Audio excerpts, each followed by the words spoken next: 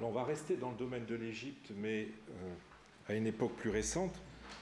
Je vais m'intéresser à 3 exemples d'écriture illisibles, ou presque illisibles, auxquels sont confrontés les papyrologues. Donc dans le domaine, disons, de la langue grecque et latine. Et qui posent chacun de ces 3 exemples, chacun à sa façon, le problème de l'illisibilité volontaire et du contexte dans lequel on pouvait y avoir recours. Alors, la première écriture illisible dont je vais parler est une écriture que les papyrologues allemands ont appelée Verschleifung. C'est un mot assez rare en allemand qui veut dire quelque chose comme usure et que l'on pourrait rendre par écriture résorbée. C'est une écriture qui s'inscrit dans le cadre des techniques, on va dire, d'écriture rapide auxquelles ont eu recours les cursives, et qu'il est peut-être bon que je vous rappelle très rapidement, en 1 minute. Là encore, ce n'est pas les hiéroglyphes en 1 minute, mais ce sont les écritures cursives en 1 minute. Alors, vous avez évidemment l'abréviation qui s'opère par interruption, qui peut s'opérer par interruption brutale du mot, par surimposition, par superposition, par ajout d'une marque d'abréviation ou combinant plusieurs de ces techniques, c'est-à-dire ce qu'on appelle les abréviations mixtes, où on peut avoir surimposition plus superposition ou surimposition plus marque d'abréviation, etc. Vous avez les phénomènes de la contraction, qui est utilisé principalement dans les nomina sacra, donc comme théos, Dieu, Jésus, Jésus, pneuma, esprit, etc., etc., et dont le principe, en fait, est de donner la ou les premières lettres suivies de la dernière, le tout surligné pour montrer qu'on a affaire à une séquence qui peut poser des problèmes de lecture. Vous avez aussi les sigles et les symboles qui résument un mot entier dans un seul tracé, dans un monogramme. Et puis enfin, vous avez cette écriture dont je voudrais vous parler, qui est l'écriture résorbée, une écriture dans laquelle la majorité des éléments se résorbent en tracés parfaitement indistincts, à l'exception de quelques lettres discriminantes qui suffisent au lecteur, je devrais dire averti, pour identifier les mots auxquels elles appartiennent. Alors celles-ci se situent souvent, ces lettres que l'on maintient dans cette écriture indistincte, se situent souvent en début ou en fin de mot, le milieu du mot se réduisant à une espèce d'ondulation. Alors cette écriture est typique des reçus d'impôts des 2e, 3e siècles après Jésus-Christ, mais on la rencontre aussi dans d'autres genres documentaires pour les parties formulaires. Elle est d'une telle difficulté que les premières générations de papyrologues qui ont été confrontés à ce type d'écriture, génération de papyrologues qui étaient peu familières du contenu des textes, n'ont pas réussi à la lire complètement, et donc on trouve souvent dans leurs éditions des trous correspondant aux endroits qu'ils n'ont pas réussi à lire. Alors, je l'ai dit, ce type d'écriture est employé dans des parties les plus figées des documents, c'est-à-dire dans les datations, où sont principalement affectés, je dirais, le nom des empereurs, puisqu'on utilisait les titulatures impériales pour dater les documents, mais aussi les noms de mots égyptiens. Alors je voudrais vous en donner quelques exemples. Voilà, vous en avez à l'écran. Donc on va commencer par le premier. Qu'est-ce qu'on lit sur le premier? Alors, je m'adresse à des personnes qui ne sont pas nécessairement des hellénistes, mais le grec étant très proche du latin, vous arrivez quand même à lire un omicron. Alors la diapo n'est pas très bonne, la résolution n'est pas excellente, mais on voit un omicron et un upsilon, et puis après, on a une espèce de ligne. Eh bien, ou, on lit ou simplement. C'est pour Vespasianou, Vespasien. Dans le deuxième cas, on a exactement le même système, sauf que là, ce n'est pas simplement 2 lettres, mais juste une seule lettre qui est écrite en clair, c'est la première, qui est un tau, et ensuite vous retrouvez cette ligne ondulée, c'est pour Titus. Alors, un autre exemple avec l'empereur Domitien, où là on n'a que le delta qui est clairement lisible, et là encore on retrouve cette ondulation, donc à la place, on doit lire Domitianum, mais on ne lit réellement que la première lettre, le delta. Alors, on peut avoir aussi, je l'ai dit, la première lettre, ou les premières lettres et les dernières lettres. C'est le cas de l'exemple suivant, où on lit très bien anto, ensuite on a quelque chose d'indistinct, et à la fin, un upsilon, donc on doit lire anto neinu. On a le début et on a la fin, on voit bien qu'il s'agit d'un génitif. Un autre exemple, je dirais, où la résorption est encore plus drastique, à l'écran, où vous avez juste le alpha initial et le upsilon final, et au milieu, cette ligne ondulée, eh bien, on doit lire là encore anto neinu. Alors, qu'est-ce que ça donne sur des séquences plus longues? Eh bien, c'est ce que vous avez en bas de l'écran. Vous avez la titulature impériale dans toute sa longueur. Donc, on doit lire Luciu, Septimiu, Severu, Kai Marcu, Aureliu, Antoneinu, c'est-à-dire Lucius. En l'occurrence, il s'agit d'une titulature impériale qui donne les noms de Septime Sévère et de Caracalla.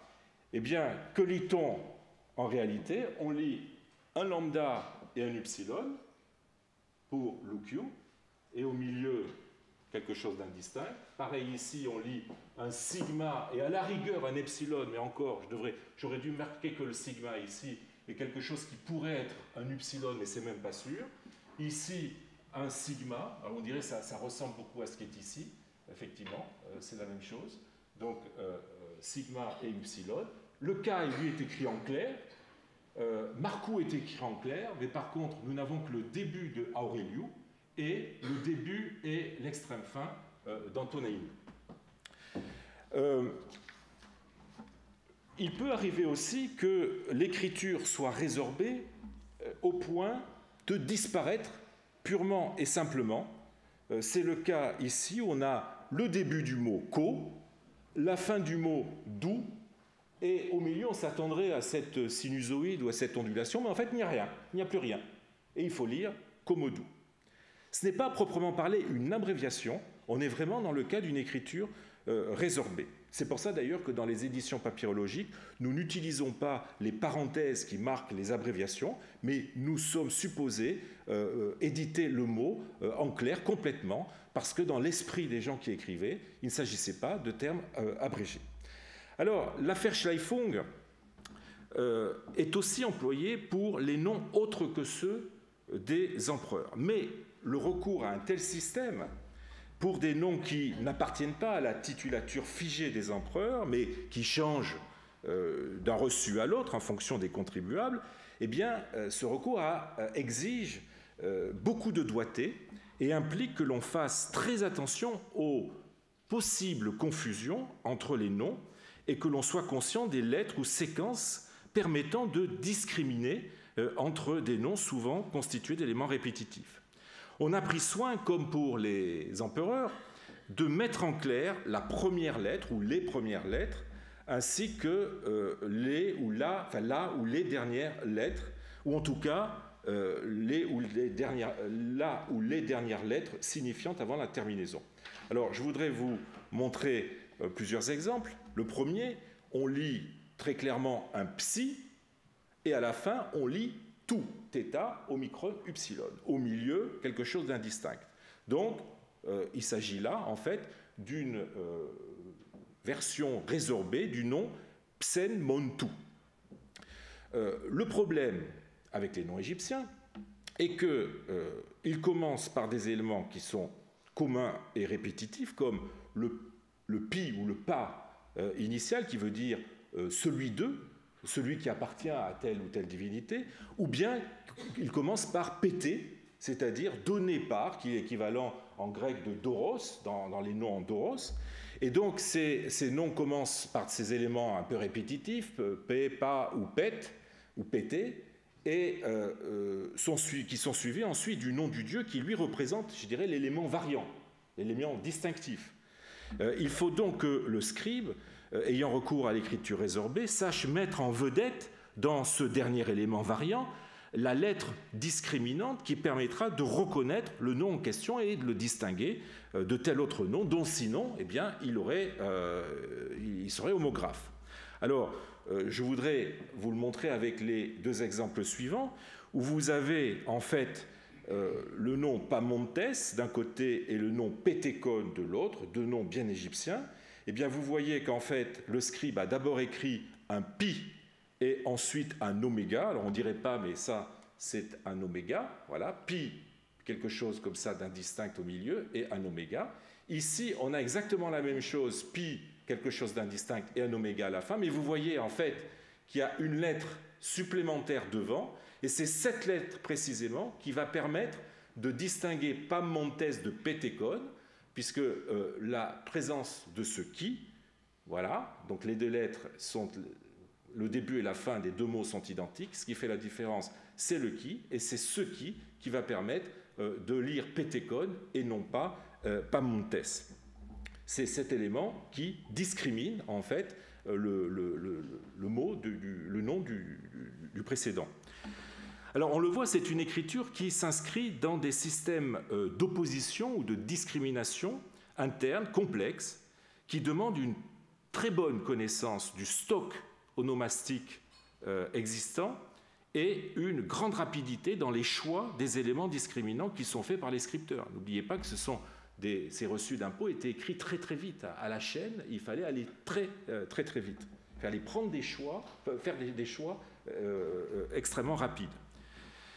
C'est ce style d'écriture qui, en fait, vous le voyez, implique une lecture globale, n'est viable que si le lecteur bénéficie d'un contexte clair qui lui permette d'identifier immédiatement les mots dans un éventail réduit de possibilités. Cela n'est possible que dans le cas de documents courts et au formulaire figé et répétitif et dans un milieu restreint de professionnels.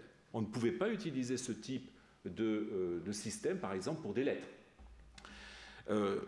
Je voudrais d'ailleurs citer ce qu'en disait très justement Claire Préau, la grande papyrologue belge Claire Préau, qui est la première à avoir consacré une étude justement sur la Verschleifung dans le Journal of Egyptian Archaeology de 1954. Vous avez le texte à l'écran. L'écriture des reçus est commandée ainsi par une secrète connivence entre le scribe et le lecteur. Pareille entente unit de nos jours le médecin au pharmacien. Lecteur inconnu mais averti, à qui il adresse ses ordonnances. Aussi y a-t-il de frappantes coïncidences dans la nature des simplifications et dans le choix des éléments caractéristiques entre les grimoires réputés hermétiques des ordonnances médicales et l'écriture réputée difficile des ostracas. Il s'agit effectivement des reçus d'impôts thébains du IIe-IIIe siècle dont elle parle. Ces écritures paraissent indéchiffrables à un lecteur quelconque. Elles sont conçues pour un lecteur qui est dans le jeu, et aussi bien qui, dans l'Antiquité, avait lu un ostracone s'il n'était...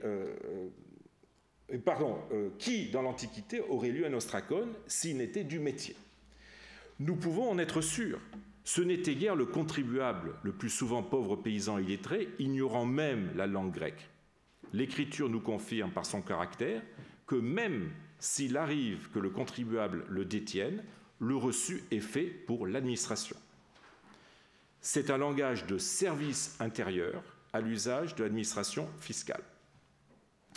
Alors, on pourrait se poser la question de la préférence accordée dans ces reçus à la Verschleifung, l'écriture résorbée, plutôt qu'à l'abréviation, autre système, peut-être plus confortable, qui aurait pu être utilisé, en tout cas pour certaines parties, je pense à la datation impériale. Alors Claire Préau a pensé que c'était par respect pour la majesté impériale que l'on a évité l'abréviation par suspension, comme si l'abréviation, en tronquant le nom du souverain, était une espèce de crime de lèse-majesté paléographique. Je pense qu'une telle interprétation est assez loin de la mentalité de nos scripteurs. Le fait est que la Verschleifung est une écriture légèrement plus rapide que l'écriture abrégée. Alors, effectivement, l'écriture abrégée implique un léger arrêt dans la dynamique linéaire du calame pour pouvoir suspendre en hauteur les lettres, en tout cas, puisqu'à cette époque, l'abréviation se fait essentiellement par suspension. Vous avez ici un cas, on est obligé de monter un petit peu au-dessus de la ligne, et même, en l'occurrence, de redescendre ici, puisque l'arc de ce signe, en fait c'est un pi, est contraire, disons, à la dynamique du calame précédente. Tandis que la Verschleifung remplace la suspension de la lettre par une ondulation sans arrêt ni changement de niveau sur la ligne d'écriture. Elle présente donc un léger gain de temps. Je n'ai pas fait l'expérience, hein, mais je pense qu'elle peut présenter un léger gain de temps pour les scripteurs, contraints d'émettre des milliers de reçus d'impôts. Encore faut-il que son usage ne soit pas source d'amphibolie, d'ambiguïté. C'est pour cela qu'on a cantonné cette écriture aux parties formulaires des documents impliquant une connaissance partagée, j'insiste bien sur cette notion de connaissance partagée, entre l'émetteur et le destinataire. Pour les autres parties du document, on a pu avoir recours à d'autres systèmes comme l'abréviation. Effectivement, dans les reçus d'impôts, la Verschleifung, comme je vous l'ai dit, s'emploie essentiellement dans la partie initiale pour la titulature, alors que dans le reste du reçu, on peut utiliser l'abréviation.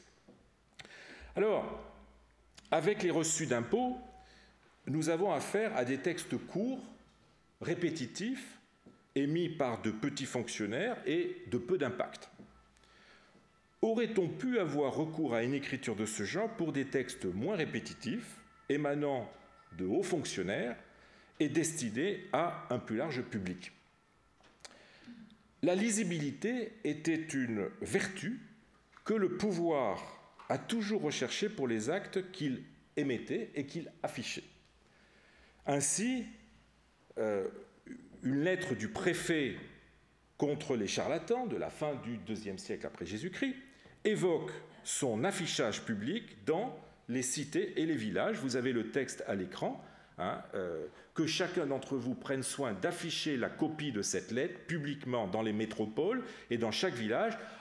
Phanerois kai agnostois tois grammasin, en lettres claires et bien lisibles.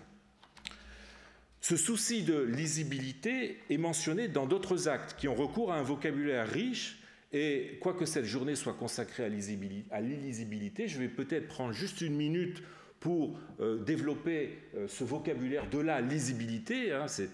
Finalement, c'est l'autre notion en négatif. Voilà les termes, le lexique de la lisibilité que l'on retrouve dans les ordonnances sur papyrus. Phaneros, évidemment, qui veut dire bien lisible. Le terme de anagnostos, que l'on vient de voir dans la lettre du préfet à l'instant, bien lisible.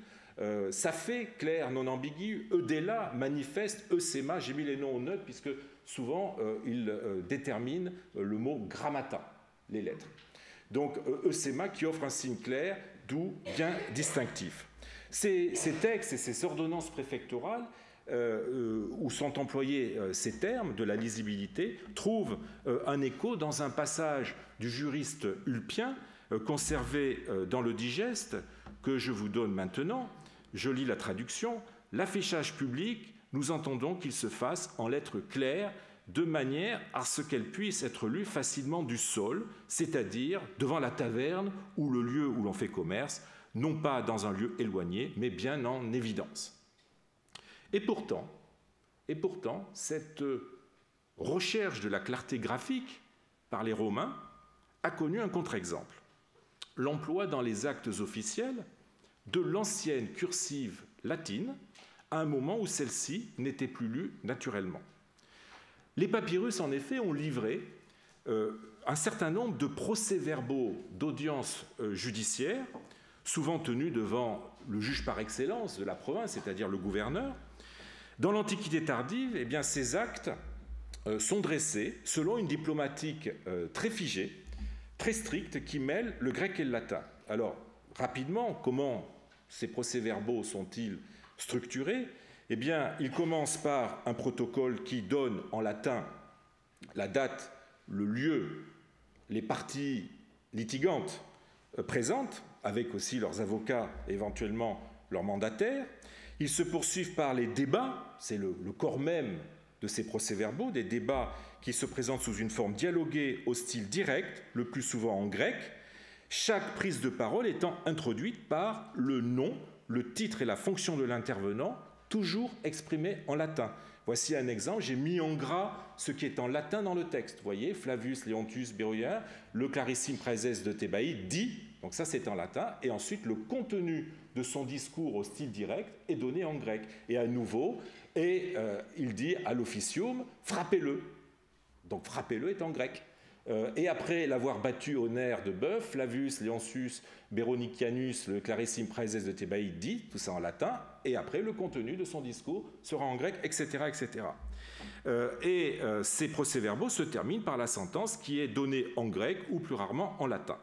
Or, ces procès-verbaux ont recours à deux types d'écriture latine, la cursive récente pour les introductions de prise de parole et l'ancienne cursive pour la date et le lieu, donc ce qui se trouve au tout début du procès-verbal. Alors je vous en donne un exemple avec un papyrus d'Oxyrhynchos. Vous voyez, la première ligne est en ancienne cursive, c'est extrêmement compliqué à lire, et donc j'ai mis en rouge l'édition de cette ligne, et en bleu, et vous voyez très nettement que l'écriture change complètement, et pourtant c'est toujours du latin, on a recours cette fois-ci à la cursive récente. L'ancienne cursive latine, employée pour les constitutions impériales sous le nom de Literae Caelestes, les lettres célestes, contraste, comme vous le voyez bien avec l'exemple que vous avez sur l'écran, avec la cursive récente et confère, par son archaïsme et son aspect fleuri, son aspect exubérant, comme vous le voyez, eh bien, confère un caractère solennel au document en même temps qu'elle est peut-être aussi un signe de respect envers les consuls dont le nom est présent dans ces formules de datation puisqu'il s'agit de datation consulaire. On retrouve d'ailleurs le même phénomène dans les actes gravés sur pierre, et là vous avez une superbe inscription publiée par Denis Fessel de 533, où vous avez ici, et qui imite en fait un document écrit, qui imite un document sur papyrus, vous avez ici, alors là on a un texte en grec, ici on a un texte écrit en latin mais en cursive normale, et là vous avez l'ancienne cursive, les literae caelestes, qui sont utilisées et qui contrastent, comme vous le voyez, très nettement avec le latin, on va dire, commun. Il se trouve que cette écriture avait fini par devenir de plus en plus difficile à pratiquer. Nous en avons une preuve avec un papyrus de l'université de Louvain qui malheureusement a disparu maintenant, mais que nous ne connaissons plus que par une photo noir et blanc, un papyrus du 5e siècle qui a été récemment remis sous son vrai jour par Denis Fessel. Ce feuillet donne successivement deux modèles d'alphabet latin, l'un en cursive récente, c'est ici, A, B. Alors, il se trouve que là, c'est passé, c'est G, parce qu'il a suivi l'ordre de l'alphabet grec. Donc, on voit bien que c'est un hellénophone, en fait, qui s'initie au latin. Donc là, en fait, ça correspond à gamma en grec, mais c'est un G latin, D, E, etc. Et la seconde ligne donne, en cursive archaïsante, cette fois-ci, l'alphabet. Et donc, vous voyez que, en fait, il s'agit probablement d'un document scolaire, ou scolaire au sens large du terme, disons d'un texte qui a permis à un hellénophone d'apprendre cette écriture difficile, ou en tout cas qui lui a permis de déchiffrer, l'aider à déchiffrer un texte qu'il pouvait être en train d'utiliser. Cette écriture devient si illisible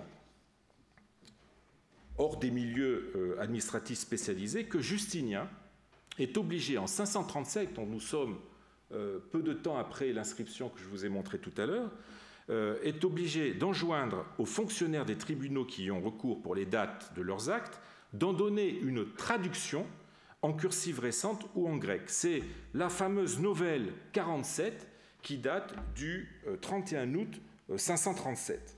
Alors vous avez le texte à l'écran, je vous donne la traduction. Vu que ceux qui, dans les tribunaux, les services administratifs, inscrivent la date,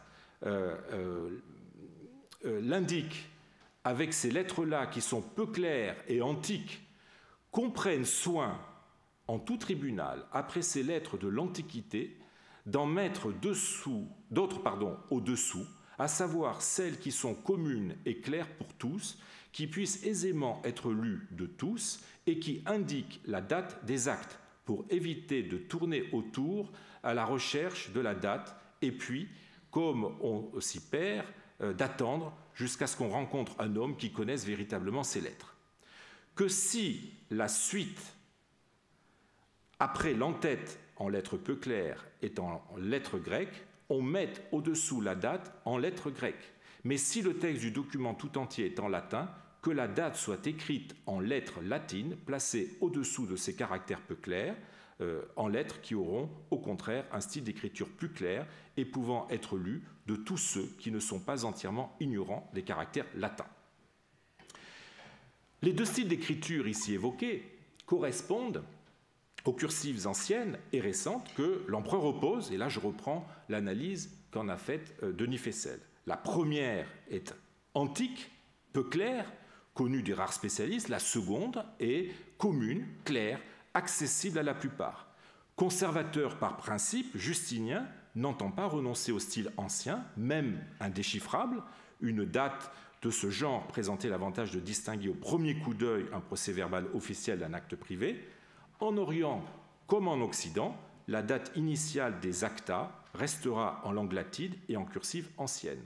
L'empereur veut seulement que la date latine d'ancien style soit suivie en Orient de sa traduction en grec, en Occident de sa translittération en cursive récente.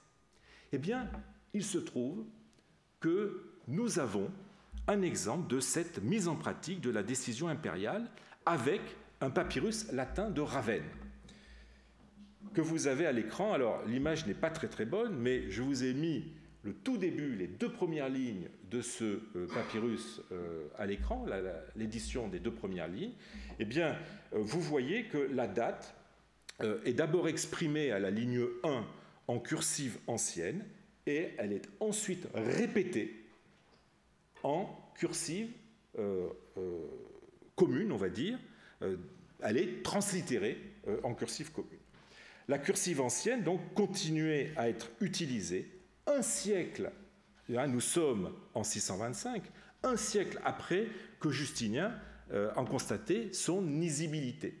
Vous voyez là une belle persévérance dans la pratique de l'impraticable.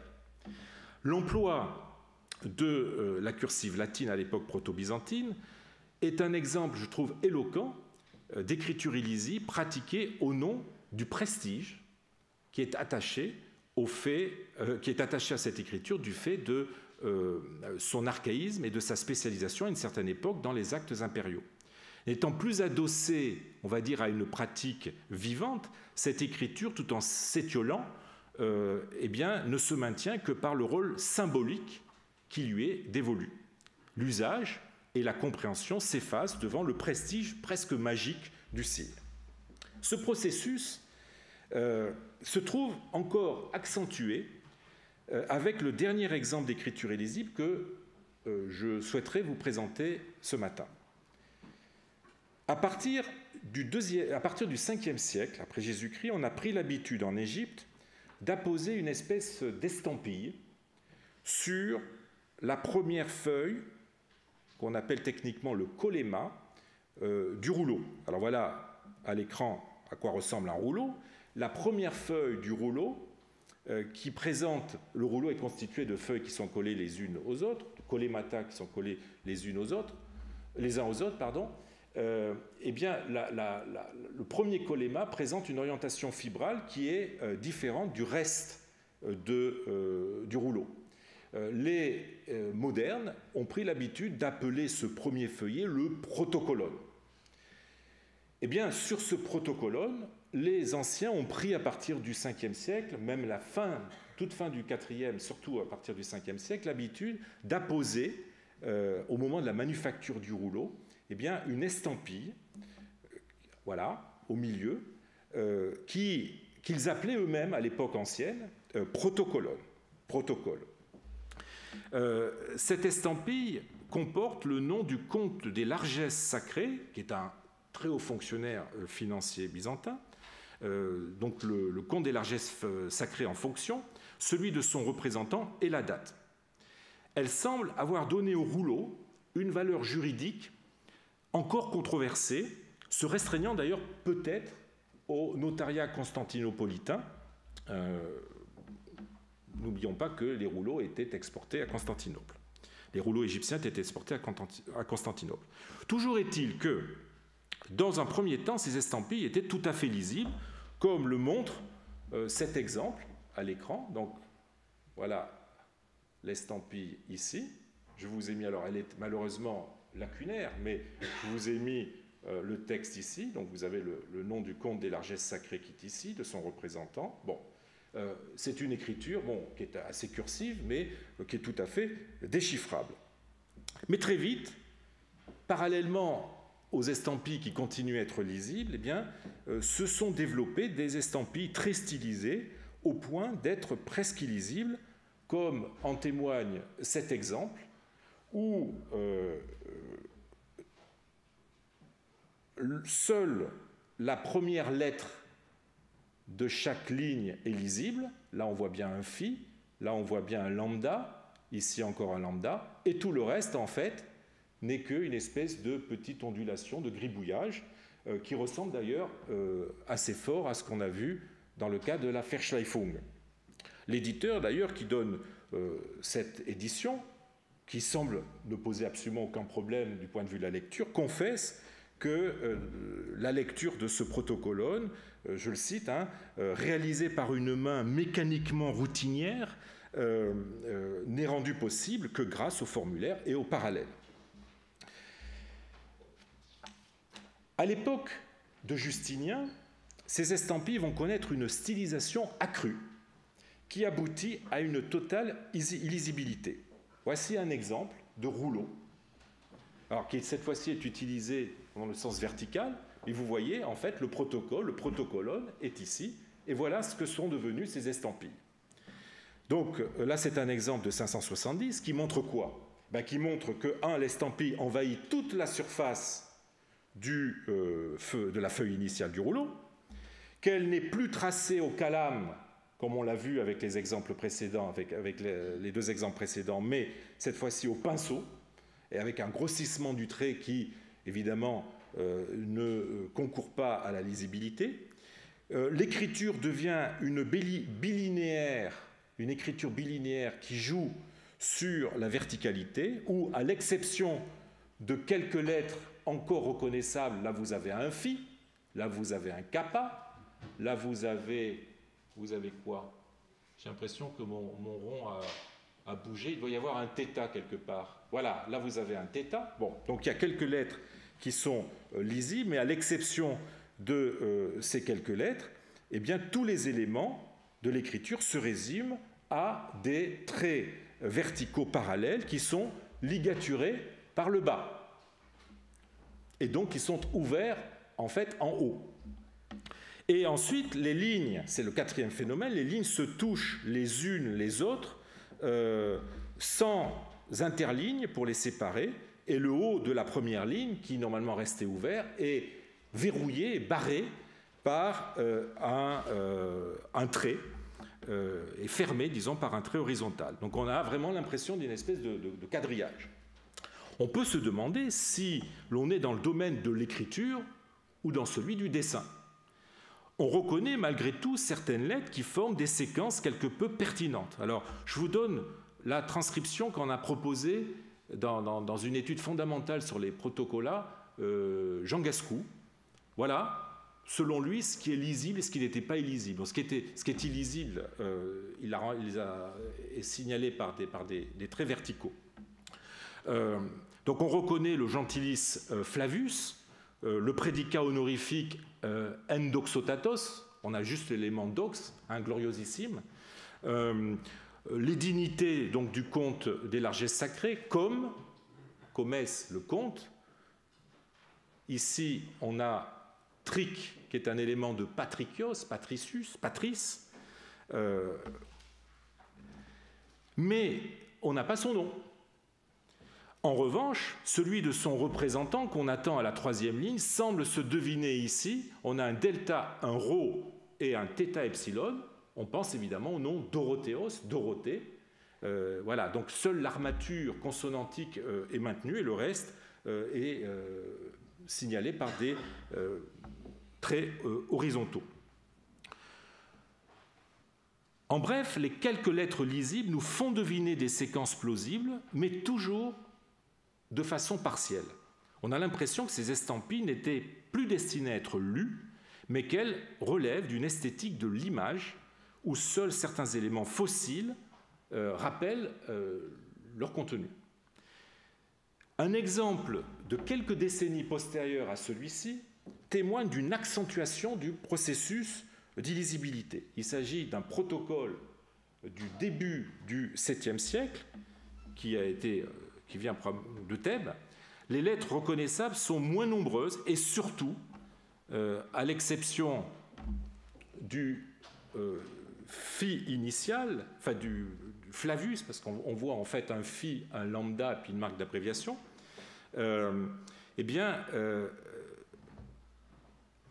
ces lettres reconnaissables ne forment plus de séquences signifiantes. Par exemple, à la ligne 3, ici, eh bien, on voit pi, rho, delta qui se suivent, ou gamma, rho, delta, qui est une séquence qui est absolument impossible en grec. D'autres lettres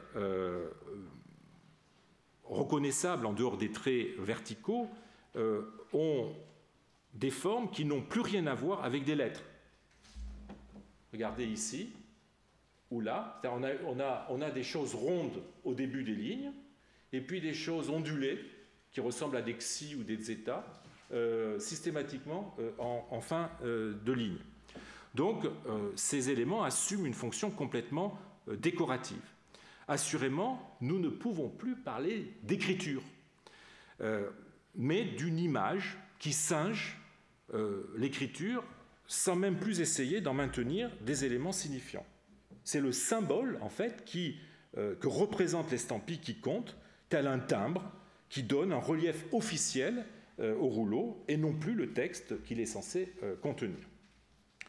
Alors, ces protocoles des papyrus me rappellent irrésistiblement l'écriture adoptée dans les notations. On va complètement changer de type d'écrit. Les notations commerciales que l'on retrouve sur des amphores vinaires commercialisées à partir de Cilicie et de Chypre, ce qu'on appelle dans le jargon des céramologues les Helera I, Late Roman Amphora I, qui ont connu un immense succès pendant toute l'Antiquité tardive. Alors, d'après la tentative de lecture que j'ai proposée de ces inscriptions qui étaient jusqu'ici non comprises, eh bien, elle mêle à des formules chrétiennes, genre Amen, Christ, fils de Marie, Dieu sauveur, etc., qui sont écrits soit sous forme d'acronymes, soit sous forme d'isopséphie, eh bien, elle mêle à ces éléments chrétiens des éléments de nature économique, c'est-à-dire l'année de production du vin, qui est exprimée par l'indiction, et surtout la quantité que contient l'amphore de vin exprimée en setier.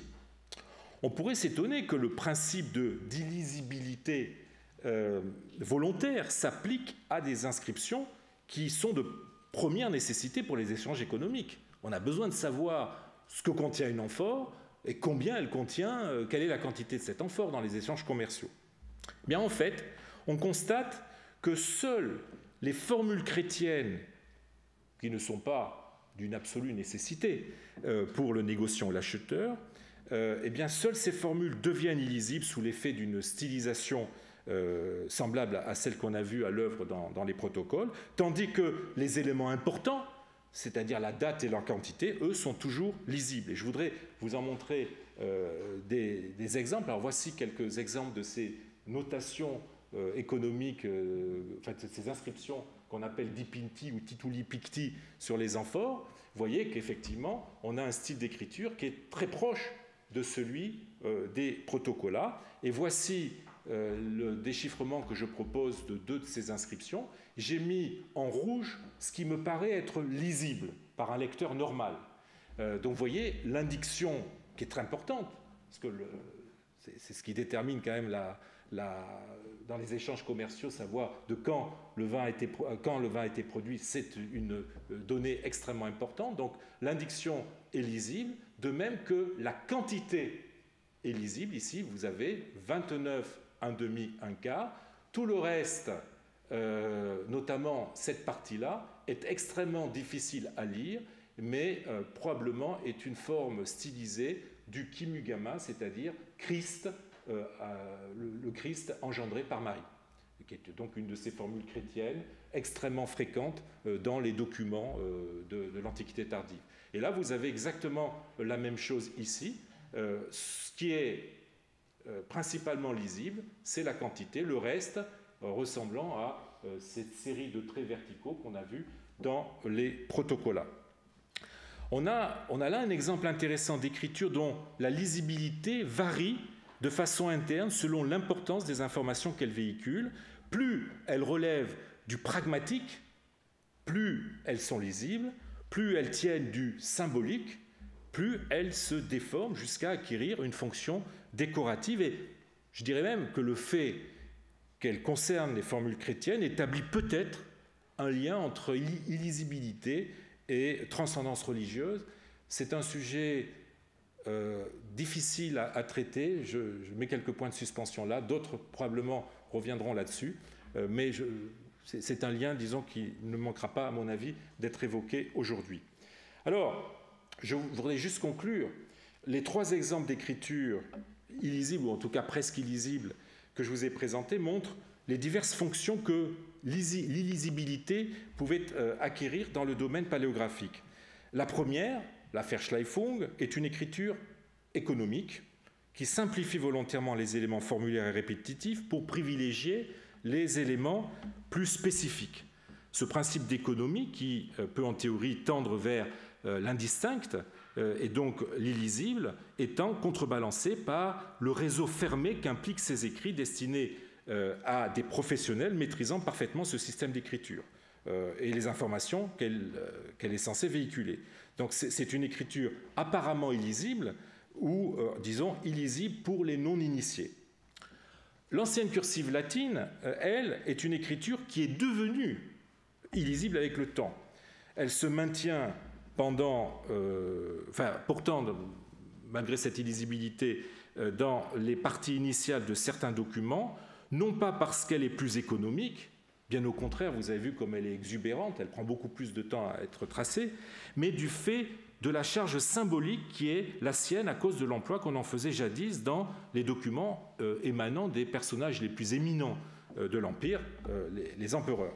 Enfin, les protocoles, eux, tendent à l'illisibilité à la fois parce que les informations qu'ils contiennent ne sont pas pertinentes pour les utilisateurs des rouleaux qui en étaient marqués, peu importe que savoir qui était le compte des largesses sacrées quand on utilise un rouleau pour un contrat ou pour une lettre. Et surtout, je dirais, parce que leur stylisation en faisait presque une sorte de marque ou de timbre dont l'aspect visuel, formel, primait sur le contenu. Ce ne sont pas les informations textuelles qui comptent, mais la nature performative de ces estampilles qui transforment en fait ces rouleaux en un papier timbré, conférant donc une certaine validité à l'acte qu'il va recevoir. Voilà les trois types, disons, d'écriture illisible que nous font connaître la documentation papyrologique. Je vous remercie.